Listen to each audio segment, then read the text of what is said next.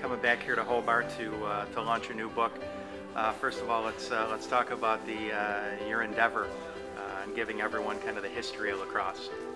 I've been with the game for about 45 years, and I found as we move through the years that it's amazing how little people do know about the history and culture of the sport. So this has been gnawing at me for a number of years, and decided to get it done last June. Started that about 16 months ago. And it's lacrosse, the ancient game, and you said it was a labor of love, and you had a lot of teammates that helped you along the way.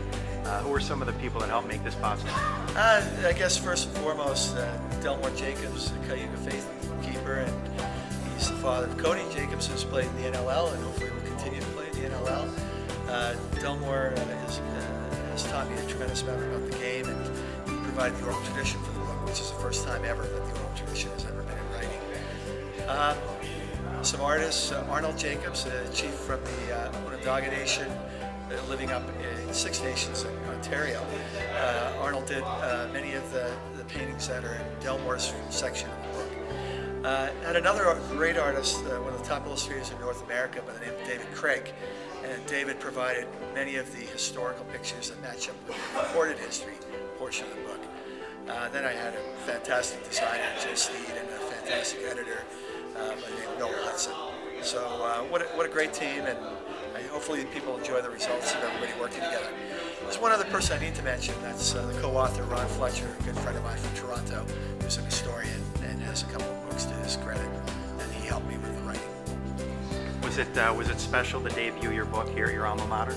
Yes, I've always told people this is my second home, and I played my lacrosse here in 75 to 79, and just always felt at home here at Hobart, and this is a perfect place to launch the book in the U.S. I love the game. It's done everything for me. It took me from Long Island and brought me up here to Hobart, and then from here I played in Australia and England. And at that time there wasn't really anywhere to go with the game. There was no pro league.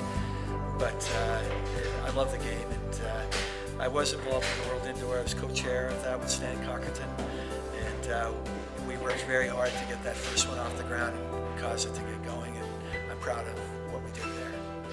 Now, just going back to the book itself, Across the Ancient Game, do you think by knowing the history of the game and the roots and where it started, kids these days can have more of an appreciation of the sport?